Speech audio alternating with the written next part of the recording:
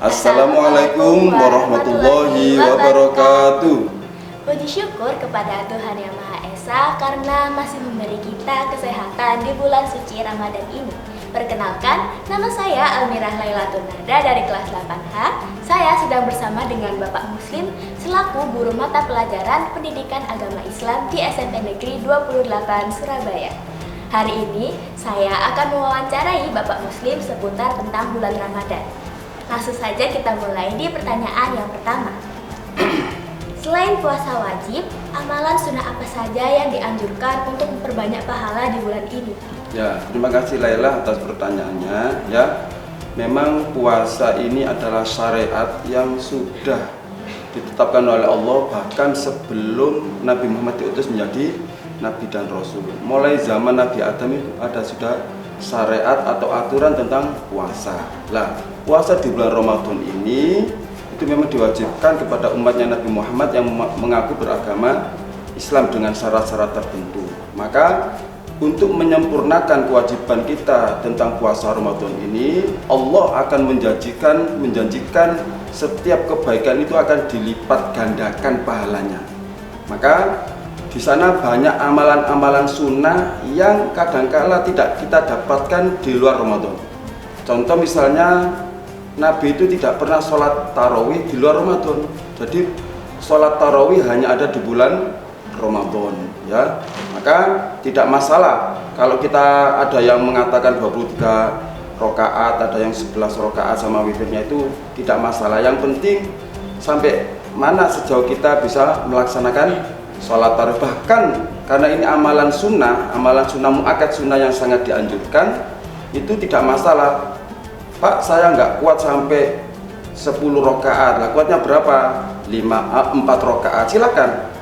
Bahkan 4 rakaat nggak kuat, 2 rakaat silakan. Itu adalah amalan-amalan sunnah, salah satunya sholat tarawih. Kemudian tadarus Al-Quran, ya. Tadarus Al-Quran, ya, setiap pahala satu huruf orang membaca Al-Quran itu dilipat gandakan menjadi 10 kebaikan. Itu kalau orang membaca di luar Ramadan dalam keadaan tidak berpuasa, tidak memiliki wudhu, artinya dia belum berwudhu. Misalnya bangun tidur Bismillahirrahmanirrahim, itu per hurufnya sudah 10 kebaikan, gitu ya. Nah, kalau dia berwudhu maka Allah melipat gandakan lagi menjadi 25 kebaikan per huruf, ya. Kemudian kalau di bulan Ramadan Allah melipat gandakan sampai di atas 100 kebaikan itu per hurufnya. Maka kebiasaan ulama-ulama soleh, ya, seperti Imam Syafi'i, itu setiap bulan Ramadan itu sehari bahkan bisa sampai khatam 2 kali.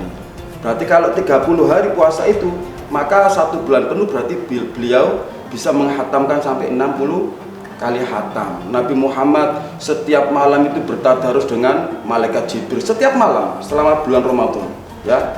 Nah, otomatis kalau kita bagaimana? Ya harus paling tidak kita tingkatkan kualitas baik kuantitas bacaan Al-Quran kita. Itu yang kedua, ya.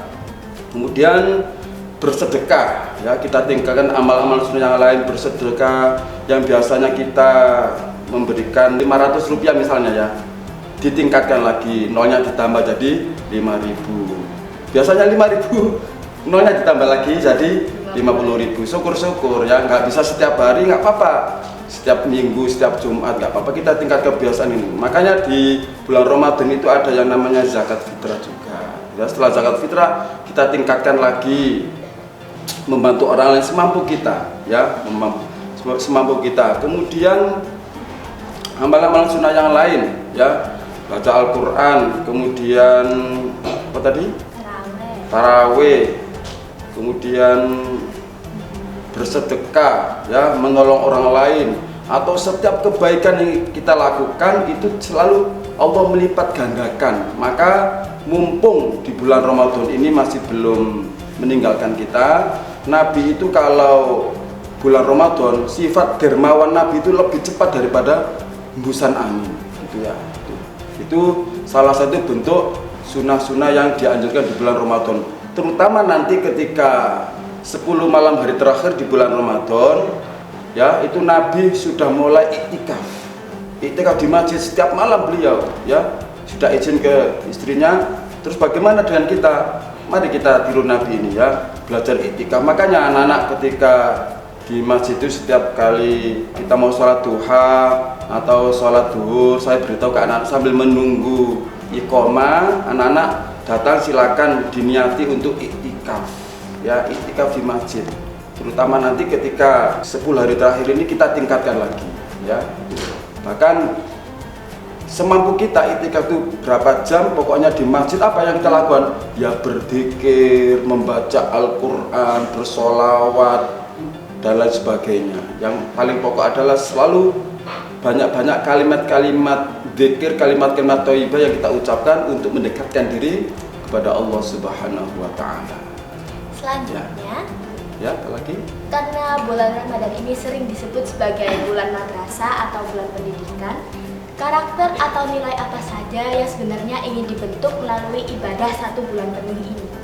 Karakter ya.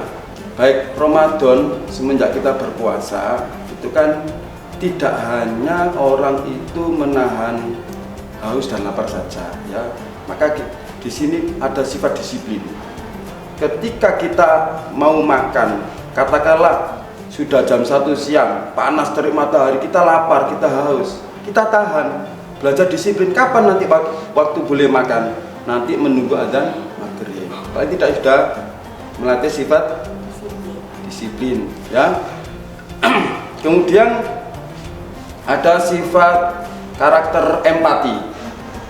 Tadi saya katakan di bulan Ramadan ini kita tidak hanya menahan lapar dan haus saja, tetapi juga kita punya rasa solidaritas sosial ya. Makanya ada zakat fitrah, kita tingkatkan infak kita. Maka anak-anak tadi sebenarnya zakat fitrah itu tidak harus 3 kilo ya. Ada yang mengatakan 2,5 kg atau 2,7. Sisanya apa? Sisa itu bentuknya infak. Itu kelebihan itu dinamakan sedekah sunnah. Itu kita punya alat rasa solidaritas. Karena apa? Ketika kita dalam keadaan lapar, dalam keadaan haus, kita bisa merasakan saudara-saudara kita yang selama ini mungkin kekurangan. Ya, kalau kita mungkin termasuk orang yang mampu, apalagi di sekolah ini ada program MBG loh, luar biasa itu ya. Tapi ketika kita menahan, kita akan merasakan, Masya Allah, kalau lihat di luar sana ya, misal di negara Palestina itu ada anak-anak tidak bisa sekolah, kelaparan, untuk makan saja mereka sulit ya. Itu kita bisa merasakan, Masya Allah. Ketika kita merasa punya empati kepada saudara kita yang kekurangan, maka kita akan berpikir, Alhamdulillah, kita bersyukur. Setelah bersyukur, ada kelebihan rezeki, kita mau membantu saudara-saudara kita yang kurang beruntung. Itu termasuk bentuk empati kita. Kemudian ada sifat karakter sabar ya. Tadi saya katakan ya, tidak hanya menahan lapar dan minum, tapi kita harus sabar. Sabar apa? Sabar tidak marah, sabar tidak emosi, sabar tidak ibaratnya hibah. Hibah itu apa? Membicarakan kejelekan orang lain. Karena apa? Kalau kita ini hanya sekedar menahan lapar dan haus saja, tetapi hal-hal yang dilarang oleh Allah tetap kita langgar, maka puasa kita hanya sebatas menahan kelaparan dan haus saja, tidak ada nilai pahala di sana.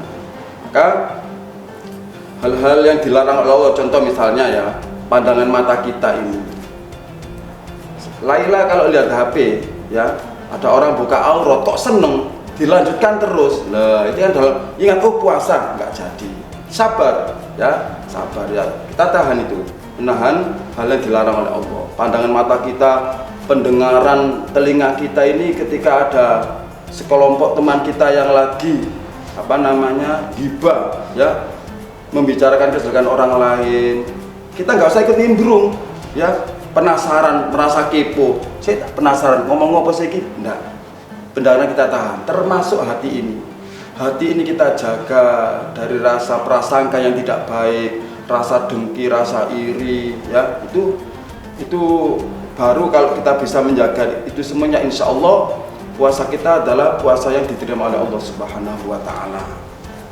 Sabar. Kemudian juga ada nilai yang paling pokok itu ini, yang paling tinggi, integritas. Nah, nilai kejujuran.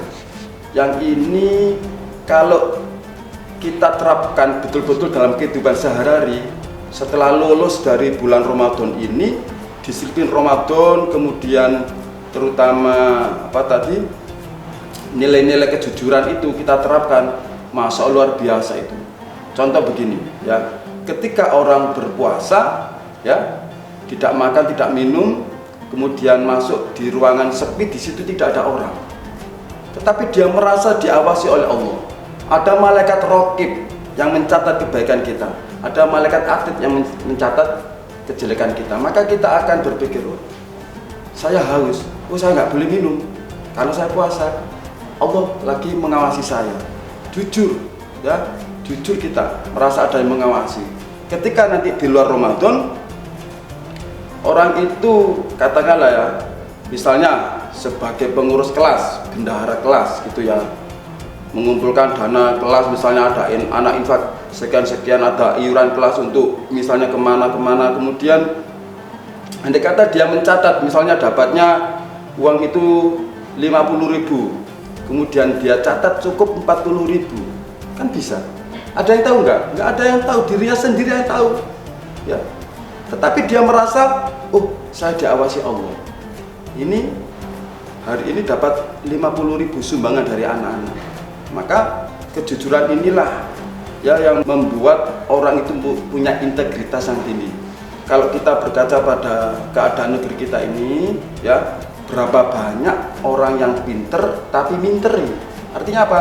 Orang pinter, orang yang pandai, cerdik tapi nggak punya integritas. Yaitu tadi, nggak punya kejujuran. Akhirnya apa yang terjadi? Banyak sekali korupsi-korupsi yang terjadi di negara kita ini. Kalau kita lihat berita kan memang kenyataannya begitu. Maka dengan berpuasa inilah kita melatih sifat kejujuran ini dimanapun kita berada. Kita itu merasa, atau bahasa agamanya muraqabah, merasa ada yang mengawasi, yaitu Allah Subhanahu wa Ta'ala. Terus termasuk juga nilai-nilai itu konsisten dalam kebenaran ya. Katakan kalau itu benar ya benar, kalau itu salah ya salah. Selanjutnya, bagaimana cara menjaga istiqomah setelah bulan Ramadan berakhir agar tidak kembali ke kebiasaan buruk yang lama? Menjaga istiqomah ya, kebiasaan-kebiasaan yang baik selama bulan Ramadan, maka kunci dasar daripada istiqomah itu sedikit itu dilakukan tapi terus menerus. Kebaikan yang sedikit tetapi kalau dilakukan terus menerus itu lebih baik daripada melakukan kebaikan yang besar atau banyak tapi tidak terus menerus, hanya sifatnya sementara, temporal gitu. Itu dalam kaidah hadis itu ada bunyinya begini, ahabbul a'mal ilallahi adwamuha wa in qalla. Sebaik-baik amal kebaikan yang dicintai oleh Allah Subhanahu wa Ta'ala adalah yang dilakukan terus menerus, wa in qalla, sekalipun itu sedikit. Contoh misalnya itu tadi ya, di bulan Ramadan dia bisa satu hari 1 juz misal. Terus di luar Ramadan ternyata nggak bisa, nggak apa-apa. Kita cukup 1 lembar saja, 1 lembar baca Al-Quran. Tetapi dilakukan continue, terus menerus itu akan menjadikan dia punya karakter yang kuat. Ketika dia tidak melakukan atau tidak membaca Al-Quran yang biasanya kita baca, ada yang kurang dalam dirinya. Tiba-tiba hatinya sedih. Nggak tahu tiba-tiba sedih gitu aja. Itu yang Pak Muslim biasanya saya rasakan begitu. Biasanya saya melakukan begini kok tidak saya lakukan kebaikan itu, maka tiba-tiba hati saya menjadi gundah gulana ya. Nah, gitu ya. Itu yang pertama, lakukan secara istiqomah sedikit tapi terus menerus itu lebih baik itu ya. Kemudian agar kebaikan-kebaikan ini bisa tetap kita lakukan, kita membuat circle yang bagus ya, pilih teman, pilih lingkungan, saudara itu yang menunjang baik atau menunjang amal kebaikan kita ya. Makanya ada kelompok di WhatsApp itu one day one juz, 1 hari 1 juz ya, macam-macam. Ada yang Jumat berkah, kelompok itu saling mengingatkan inginkan ya di kelompok Jumat berkah itu jangan lupa misalnya hari Kamis sudah di WA di grup itu, jangan lupa besok waktunya Jumat berkah, kita waktunya menyumbang apa, kan begitu ya. Terutama biasanya kalau di masjid ada yang nasi dan lain sebagainya, itu termasuk punya circle yang bagus ya. Kalau kita nggak punya circle yang bagus, khawatir, apalagi kalau anak seusia anak SMP, anak yang baru tumbuh besar, itu gampang terpengaruh ya. Ada satu masa yang dia terlewatkan gitu aja ya, kebaikan itu kemudian gara-gara temen ya, temen yang tidak bagus itu bisa menyeret dia pada hal yang tidak baik. Itu sangat penting sekali. Kemudian fokus pada perubahan perilaku kita. Misalnya kamu punya target, kebaikan apa yang belum saya lakukan, ditulis, nggak apa-apa. Bila perlu kamu tulis di kertas yang besar, atau kalau di rumah punya kamar khusus dibesarkan, itu sebagai pengingat. Misal ya, kebaikan saya besok tidak boleh lagi datang terlambat ke sekolah, artinya tepat waktu. Kan biasanya ada anak itu suka terlambat terus gitu ya. Terus kemudian kita tulis, biar ada perubahan pada diri kita, tidak boleh terlambat atau disiplin waktu, kan begitu. Tulis, oh ini dilakukan terus itu. Alhamdulillah, ternyata 1 hari, 1 minggu, 1 bulan ternyata terlaksana. Ditambah lagi kebaikan lagi. Apa misal gitu ya. Misal kalau misalnya anak orang kaya ya, 1 harinya bisa jadi kalau dia sangu uang saku di sekolah itu sampai 30.000. Terus kemudian kita sisihkan yang 5.000 untuk membantu teman-teman yang kurang beruntung, ditulis ya, sedekah misalnya 5.000 rupiah tiap hari, tiap Jumat, nggak apa-apa. Itu adalah untuk mengikat kita ya, kebaikan yang sudah kita lakukan itu biar tetap bisa berjalan. Termasuk puasa. Kalau puasa di bulan Ramadan itu wajib, maka ada puasa sunnah ya, yang biasanya bisa menahan tidak minum 1 hari full. Terus kemudian kok ingin kita menambah pahala lagi, ingin puasa seperti dulu ya. Ada puasa Syawal. Setelah Ramadan itu ya, bulan Syawal, kita memasuki bulan Syawal, kita bisa puasa selama 6 hari. Itu pahalanya setara dengan puasa 1 tahun. Di dalam hadis disebutkan demikian ya. Kemudian kalau selesai puasa Syawal kok ingin puasa lagi, ada puasa Ayyamul Bid. Puasa Ayyamul Bid itu puasa setiap bulan 3 hari di pertengahan bulan, yaitu tanggal 14, 15, 16 bulan Hijriah. Misalnya 14 Muharram, 15 Muharram, 16 Muharram. Kalau bulan Dzulqa'dah ya 14 Dzulqa'dah, 15 Dzulqa'dah, itu kita puasa Ayyamul Bid, itu puasa tiap bulan 3 hari sebagaimana dilakukan oleh Nabi Muhammad. Atau puasa Senin Kamis boleh ya, itu salah satu untuk melanjutkan kebaikan yang sudah kita lakukan di bulan Ramadan agar tidak putus ya. Karena apa? Karena setelah Ramadan namanya bulan Syawal, itu bulan peningkatan. Maka ciri orang yang diterima puasanya itu terlihat setelah bulan Ramadan selesai ya. Lah kok setelah bulan Ramadan dia kok jadi misalnya yang dulu baik kok jadi anak nakal ya. Nah itu termasuk bukan puasa yang bagus itu ya. Maka termasuk orang pulang dari ibadah haji, ibadah umroh ya, semakin baik perilakunya. Nah kok dia tidak menunjukkan kebaikan ya, tidak semakin baik, maka kategori ibadahnya masih belum tentu diterima. Tapi kita tidak boleh menuduh orang demikian ya. Itu penilaian secara umum. Maka ketika kita bisa melakukan hal-hal yang baik itu secara terus-menerus dengan baik, itu dikatakan dalam Al-Quran, Allah berfirman, innal ladzina qalu rabbunallahu tsumma istaqamu tatanazzalu alaihimul malaikatu alla takhafu wa la tahzanu wa abshiru bil jannati allati kuntum tu'adun. Orang yang berkata Tuhanku adalah Allah, kemudian dia lurus, dia istiqomah, dia yakin dengan kebenaran tersebut dan dia melakukan secara kontinu terus-menerus, semastaqumu tatanazzalu, maka Allah akan membalasnya apa? Tatanazzalu alaihimul malaikah, maka ribuan malaikat akan datang kepadanya seraya berdoa kepada Allah. Tatanazzalu alaihimul malaikah alla takhafu wa la tahzanu, jangan engkau takut, jangan engkau bersedih. Wa abasyiru bil jannati allati kuntum ta'tun, dan malaikat itu mengabari kepada mereka bil jannah, memberikan kabar gembira apa? Dengan surga yang dijanjikan untuk kamu. Itu balasan orang-orang yang bisa tetap istiqomah terus-menerus melakukan kebaikan, tidak hanya di bulan Ramadan saja. Karena apa?